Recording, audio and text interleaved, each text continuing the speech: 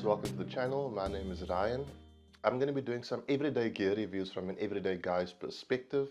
Just so that you know, all these reviews are my own personal opinion. I don't work in law enforcement, I'm not military.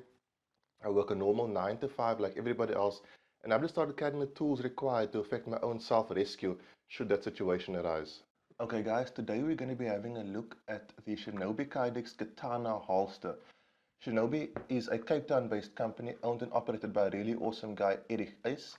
And what I do like about this holster is that it caters for the Nextorch Executor WL10X weapon light. I haven't found many of these options in and around Cape Town, and actually I haven't found much options in the country. So this should be quite interesting. When I do these reviews, I'm going to be looking at concealment, comfortability, retention, and then my own personal adjustments I've made to the holster to achieve these results. From a safety aspect, guys, all my firearms in these reviews will be empty. I will be reviewing them with magazines in the firearms because I find that a magazine does affect concealment, and they will also be empty. As you can see, I'm wearing a white t-shirt which would generally show off any printing or creases more than any other color. I hardly ever wear white specifically for that reason, but for this video, to show off how well this conceals, I'm going to wear this white t-shirt. And as you can see, from a concealment point of view, it's pretty much a 10 out of 10. I don't think you can see any print lines on the front. If I turn to the side, there's hardly any bulk. And for such a huge setup, it does conceal really, really well. What does happen is these clips tend to push the holster back into my body, so it pushes the grip of the gun as well as the extra mag into my body, so that when I am standing up, it's pressed into me. What you tend to see more than anything else, more than the firearm itself, is sometimes the imprint of my belt. But at the end of the day, the average bystander, onlooker, is not going to know what this belt is carrying, and that's simply because of how well this does conceal. So from a comfortability point of view, I was always extremely surprised from the moment I got this holster as to how comfortable it was. The Nextorch does extend quite far past the barrel of the front end of the barrel of your gun, and I expected it to dig into my groin quite aggressively. But the way I've got it set up, and it's very, very simple, just center line, the extra bit for the torch tends to fall very nicely in this gap between your groin and your thigh. Guys, if you do see me look off to the side every once in a while, that's just to check to make sure my camera is in focus. So I'm going to stand up and sit down a few times just to show you how easy this is. There's absolutely no reduction in comfortability when I stand up and when I sit down. I've carried this driving in my car for hours and hours and hours, and I've never ever had any scratchings or rubbings or anything that I would say made this particularly uncomfortable.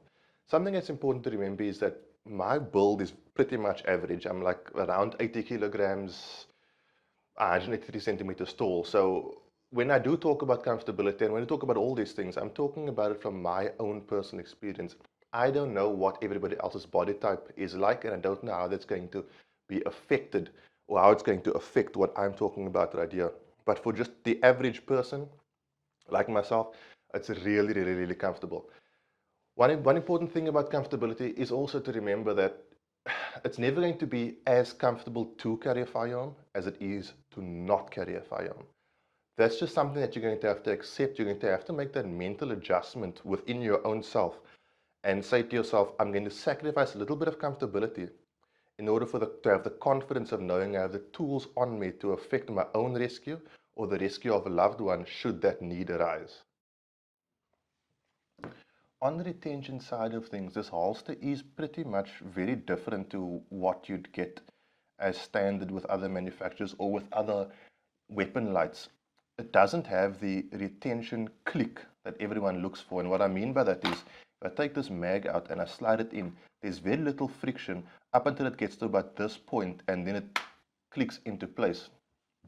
On the firearm side, however, in order to cater for the paddles, I'll try to get this in, of the Nextorch, it isn't able to have that click. It slides in and you pretty much get the same level of friction inside the holster from about here all the way to the bottom, and from the bottom all the way to about here, which is where it starts getting a bit lighter when you do draw it.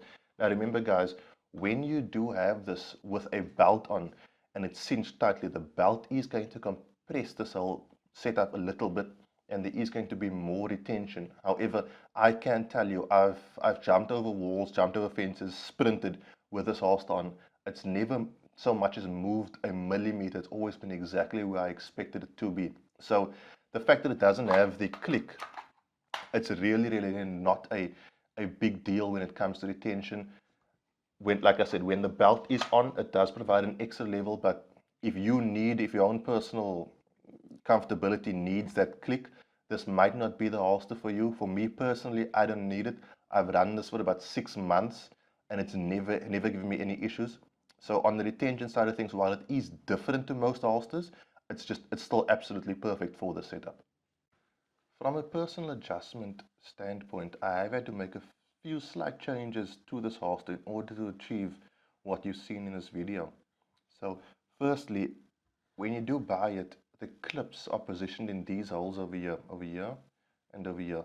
I moved them slightly so that when I do cinch up my belt, I'll try to get a good shot of this, the clips press into the recesses in the magazine, and that does help with concealment. A very small thing I do with all my holsters is I add felt to it. This is just regular felt that you can get at any fabric store, just normal stuff, and I glue it down with regular craft glue, which you can find again at just about any arts and crafts store. Nothing special about it.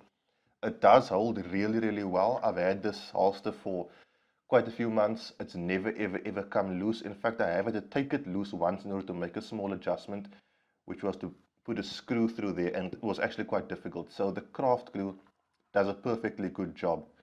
Then also, when you do buy the setup, it comes with a claw on the side, and that claw is similar to this over here. I hope you can see that.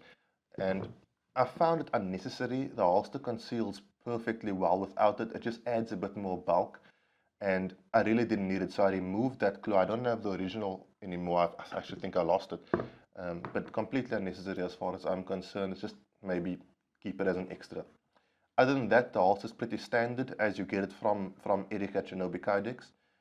These adjustments are my own personal adjustments. I don't think they are going to make a huge difference if you do or if you don't do them, but if you do want the result that you see in my videos, you may have to make these small changes. For those of you guys who are interested, Shinobi did hook me up with their Wakazashi holster, which caters for the Olight PL Mini. It's a really popular light around here right now. I believe this is a prototype, so a few changes may be made. I'm going to test this out for about a week or two and then do a first impressions review. And then in about a month or two time, I'll do a full review like I did for his Katana holster. Thanks for watching, guys. If you did like the video, please hit that like button. If you want to see more, please subscribe. If you have any comments, you can leave them in the comment section below. If there's anything you want me, any gear you want me to review, or anything you felt about this video that you need more information on, that's the section to leave it in. I'll try to get to all the comments and I'll try to reply to all of them. I will also try to link to everything I review in my videos so that you guys can go out to check out their websites. I am going to try to keep all my reviews local. I want to push South African manufacturers. So like I say, if there's anything locally you want me to get hold of, please let me know. All my reviews are my own personal opinion. I don't get sponsored by anybody, and even if I were to be sponsored, I'm not going to give that sponsor a special review. Thanks, guys, and God bless.